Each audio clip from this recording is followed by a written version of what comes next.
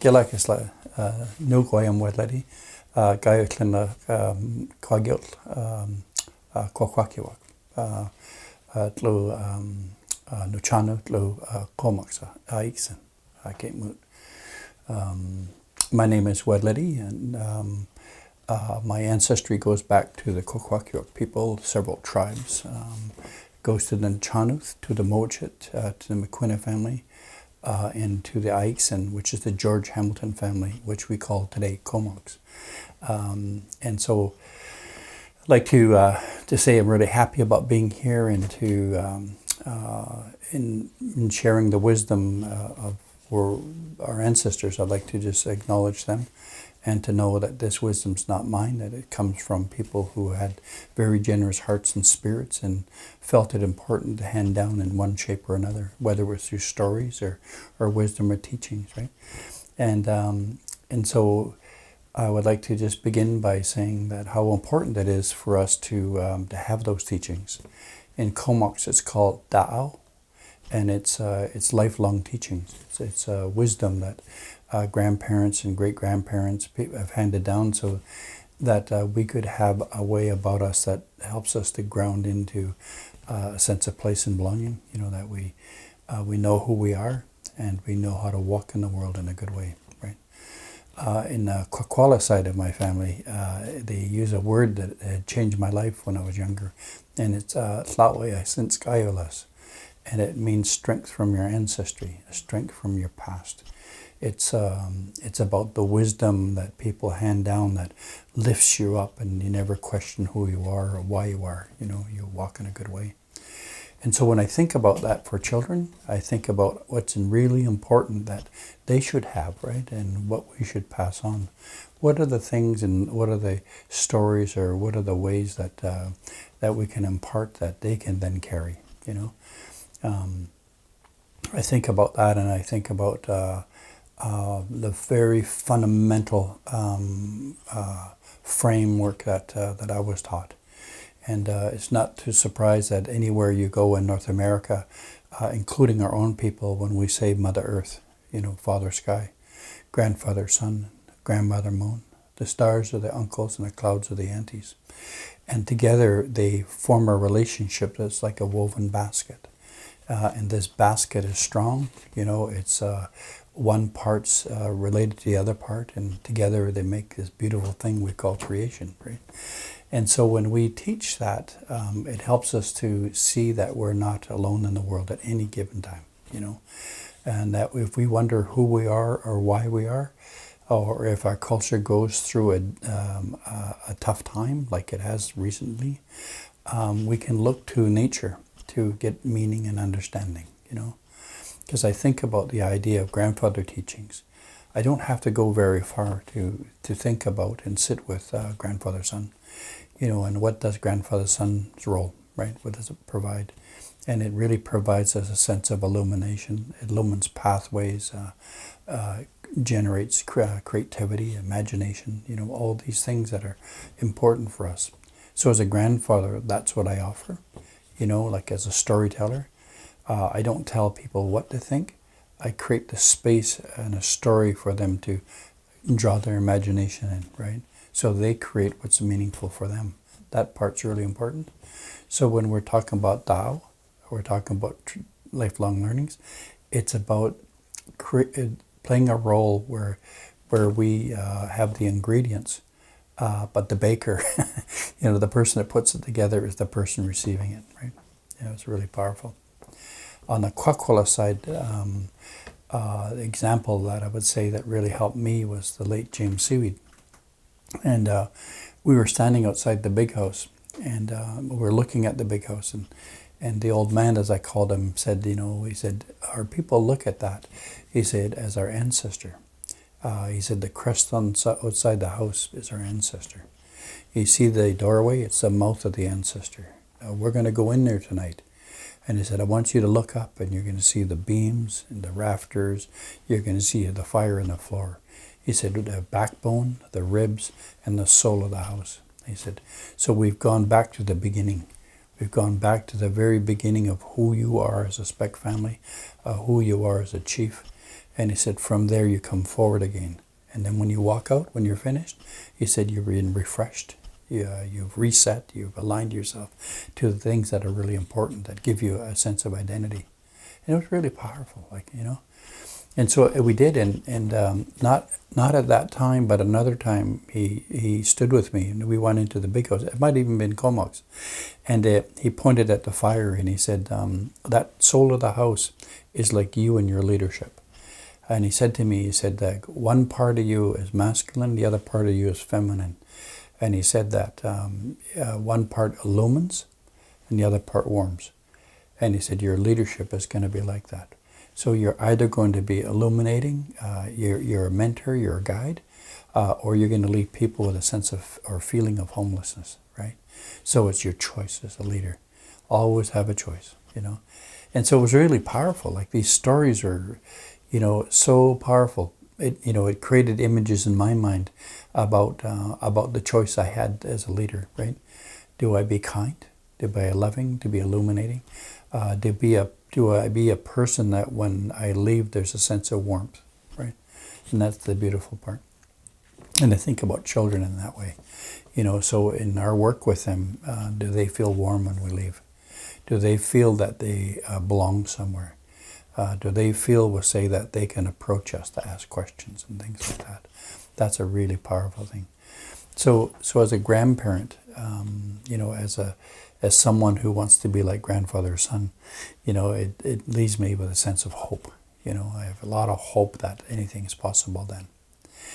But when I back up to the teaching that says that that all of the universe is woven together like a really strong basket, it helps me to realize in my own imagination that inside me, I have everything that the universe offers.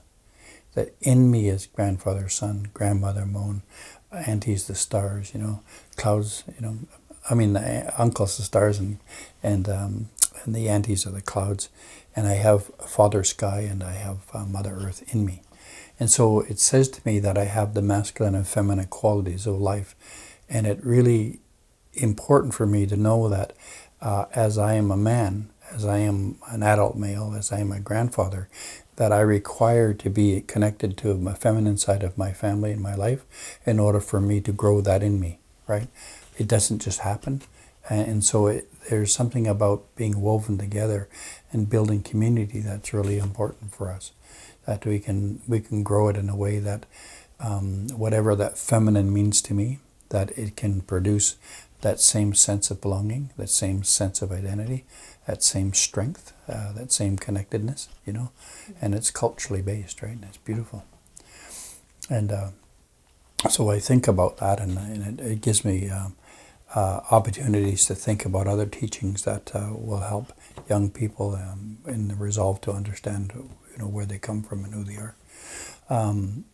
The beauty of one of the stories of my family, the Comox story of Ixen, the ancestor Ixen married the daughter of the moon. And so when he went up and they had this marriage, he brought her to this world. And on the house, they have both the sun and the moon. But when you think about that in terms of ourselves as a people, it talks about a bilateral or bicultural relationship. So there's a masculine side and a feminine side in balance, right? It's a beautiful thing. So that when we're talking about things, is that we have to be inclusive, we have to be honoring, and we have to be collaborative, right? And so when I think about how we are to be in our leadership, is to make sure that we don't use the Western idea of hierarchy, that my chieftain means that I'm the man. What it says to me in our cultural way is that a really good leader, a really good chief is one, we'll say, who is very inclusive, that the voices in the family need to be heard, and the masculine and feminine dance together needs to be illumined. And in that illumination, we have mind, wisdom, heart, and love in the same place, right? It's like a beautiful basket, a beautiful bowl, right? It's wonderful.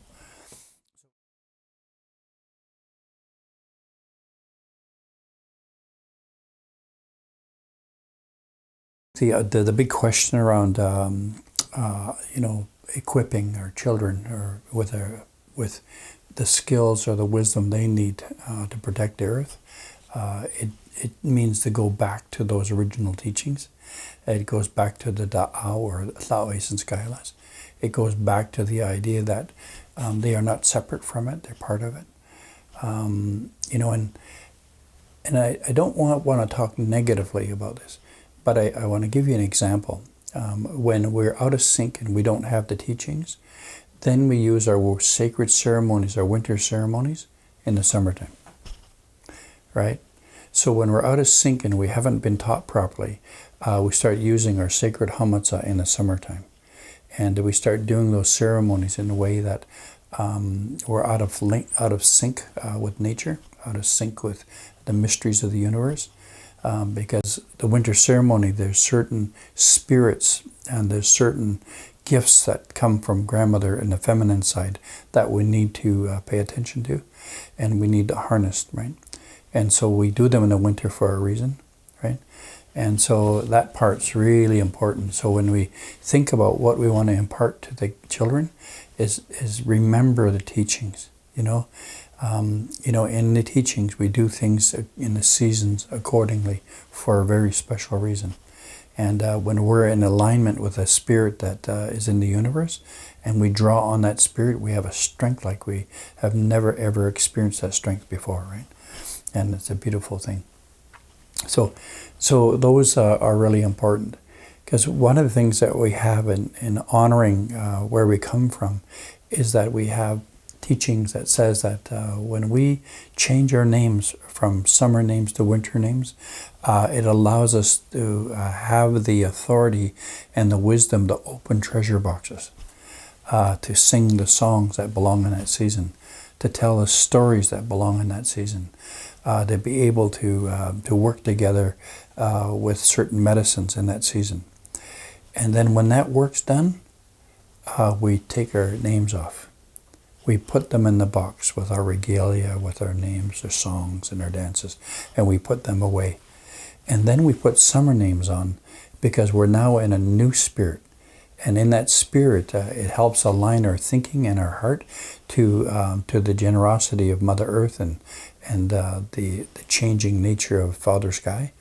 And we can then step into becoming a complete person then, right? So there's a masculine move to a feminine move to a masculine move, and that is fantastic, right? It's beautiful. And so it's a bit about a young people being mentored in the way that they can have clarity about how to stand in their own authority and their own strength, right?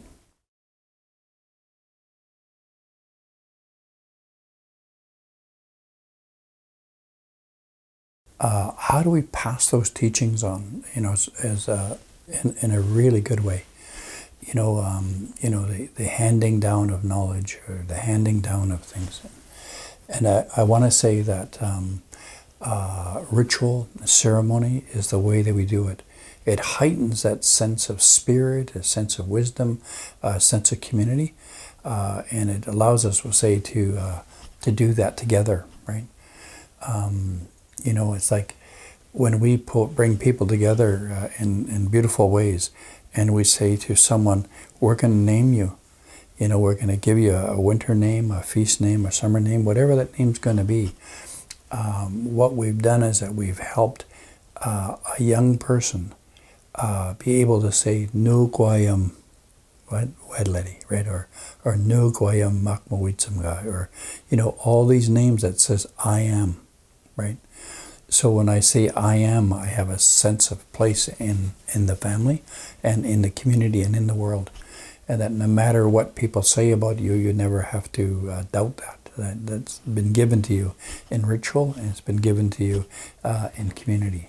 It's a really powerful thing. And so when we look at that, we draw on the fact that we have our family bring in food. We have our family bring in singing. We have our family bring in dancing. We have our family bring in other stories. And all of those things together suggest to me that we've brought in the universe. we've brought in that creation story, and we actually are enacting it in the act of naming people, right? And so there's no mistake when people would use the name Hamzit, food owner. That means to me that the person who received that name is in good relationship with the environment around, and that the salmon have come, or the berries have come, or all the beautiful foods have come, so that it's as much a demonstration of the person's relationship with the world as it is owning a name, right?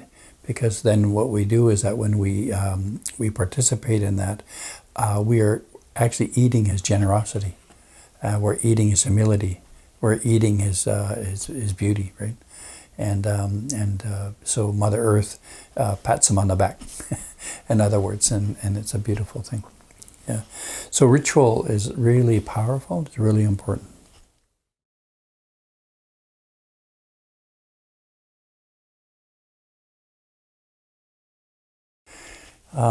When I was being initiated into the Hamatsa Society, there was a lot of attention given to the idea of discipline and the idea of hunger. And the teaching I received was to be in close relationship with my hunger. And that's been a challenging one, because in modern times, we want things. The culture of the world right now is consumerism, which is a form of hunger. In the culture of the world is around looking at how we want to be successful in business. So a logger, for instance, wants as many trees as he can, the fisherman wants as many fish as he can get. All of these things are about devouring, about consuming in a way. And so the culture in which we are raised into in modern times is a culture of consumption. It's a culture of hunger. And so the idea being is that how do I sit in that space in the middle of all that and feel that I have a good relationship with my hunger, right? And knowing the difference between having to be drawn into someone else's story and not my own. And so we help our children by owning our own story, by being able to separate ourselves from that hunger in the world, so that when we are dancing or we are singing, that it isn't about that. That being, let's say, prestige or ego or things like that. This is about, I am singing for my relationship. I'm singing for Mother Earth. I'm singing for Father Sky. I'm singing for Grandfather Sun, Grandmother Moon. I'm singing for my ancestors, and I'm singing for those who want to have some healing, who haven't been born yet. Those are the really powerful things.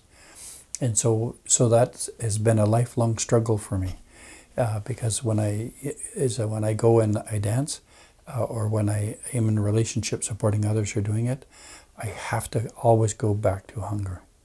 Where am I in relationship to hunger, right? And so if I could say that how we help our young people is that, how do we help them self-regulate? How do we help them determine the cultural teachings that allow him to stand in a really good place with that hunger, right? And I feel the same way about codependence, because when we think about the idea that we have songs all around the world that say, "You complete me, babe," So in other words, rather than me feeling like I'm 360, I somehow project to our relationship 180, and that person's 180 and my 180 make us 360. But that never ever works. So it's about making sure we say that that place that we help young people grow strong in, powerful. And so there's a really powerful teaching side.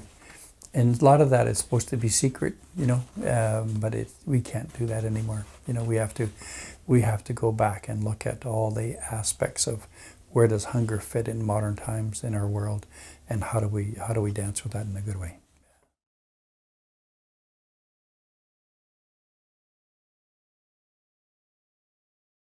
When I think about a prayer, I think about story, I think about song, Really, a prayer is about a personal relationship So it's like my personal relationship with Mother Earth is the same relationship with Father Sky. You know, it's the same relationship with, say, with Grandfather Sun, Grandmother Moon. My dream or my story or my song is about being in one relationship with all of them. And that if I can respect, walk in the way of integrity, then I'm walking so gently, carefully. And that when I can walk, I walk with Lamatha, the oneness on my face. Or if I walk, it's a Witnakula, to be one with heaven, the air, land, and sea. So the idea that when I'm walking in that way, my prayer means that I'm walking with it and being able to hear it. And I remember once I got this feather in the mail. And the container that I received it, and it was all beat up and everything. But I opened it up, and it's like this feather. And there was a note. And the note says, and there was some tobacco in it.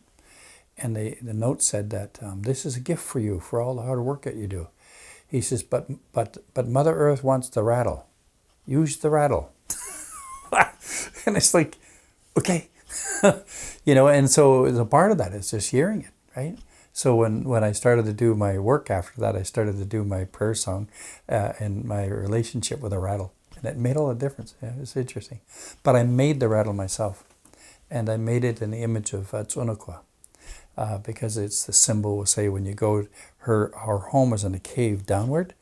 And so it's bringing the essence of Mother Earth up. And so we know that we're doing it in the right way. Yeah? It's really good. And so when I think about the prayer in that way, it's being open and hearing. It's like really listening and being willing to take advice from others in a good way. Yeah, it's about beautiful. Yeah.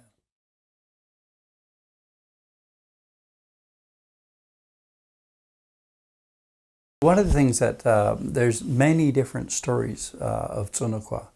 Tsunukwa is the wild woman of the woods, Her mouth is open to represent the wind that comes through the trees.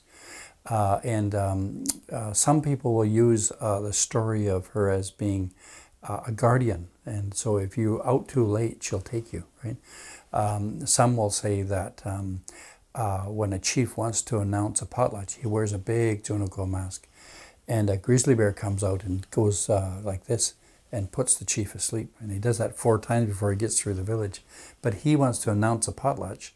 And she is saying that, but it's being done through the Tsunukwa. And the grizzly bear is letting him know that he will always protect, we'll say, the village, right? And so make sure what you're doing is correct. And so as a symbol for chiefs, when the chief puts it on, he is now the wealth bringer for the family. So he's drawn on his feminine side to do that. And that allows him to be known as the salmon trap, So in his family, he's the one that gets things and distributes it to people, right?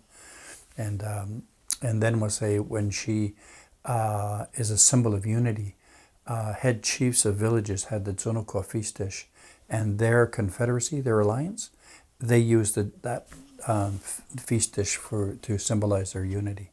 It's a really beautiful thing. So she is a protector, or a guardian. We use that in a artistic way. She's a wealth bringer. She's the one that we draw on in order for us to distribute wealth, to have unity. So there's lots of ways, man. And she's a giantess with really poor eyes and moves slowly, right? And she has a song. And so when we think about her, she, when you go into the forest, the crows that are always around the trees are the watchdogs for Tsunukwa. And you know that her cave in the ground is down that way. And her cave is to represent the womb of Mother of Creation, Mother Earth. And so with that is that all our wealth comes from there. It's like everything is birthed, And so when you go in, we always come back with treasure from her if we have the courage to go in. Okay? And so I find kind of a really an amazing experience when all our life we're told about the Tsunukwa. Behave, come home, listen, you know. If we don't, you're gone, right? And so, and then at a certain point, when you go for your rite of passage, as young men and young women, you have to face her, right? And she comes into that part of the psyche, which is your fear. You have to, and it's community constructed, right? So you have to go into this fear and go through that fear in order for you to find your ultimate strength. Because those two things are always together, fear and courage, right? And so it's a mystical kind of piece. And there's a connection, we'll say, between her, of course, and grandmother Moon, right? There's a connection to her, we'll say, and all the feminine parts of the universe. And, you know, and that's a beautiful thing. Tsunukwa.